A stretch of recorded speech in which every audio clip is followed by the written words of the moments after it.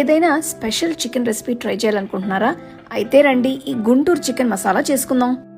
ముందుగా పాన్ లో ధనియాలు, మిరియాలు, జీలకర్ర, ఎండుమిరపకాయలు వేసి చిన్న మంట పైన ఒక 3-4 నిమిషాలు నూనె లేకుండా వేయించుకోవాలి. వీటిని ప్లేట్లోకి తీసుకుని పూర్తిగా చల్లారిన తర్వాత మెత్తటి పొడిలా రుబ్బుకొని 2 టీ స్పూన్ల మసాలా పొడిని పక్కన పెట్టుకోవాలి. మిగతా మసాలా పొడిని అల్లం వెల్లుల్లితో పాటు మెత్తటి పేస్ట్లా రుబ్బుకోవాలి. చికెన్ ముక్కల్ని నీట్గా క్లీన్ చేసి కడిగి మ్యారినేట్ చేసుకోవాలి. దీనికోసం కొద్దిగా పసుపు, ఉప్పు, కాశ్మీరీ కారం, అలానే రుబ్బుకున్న మసాలా పేస్ట్ వేసి కలుపుకొని ఒక 30 నిమిషాలు పక్కన పెట్టాలి.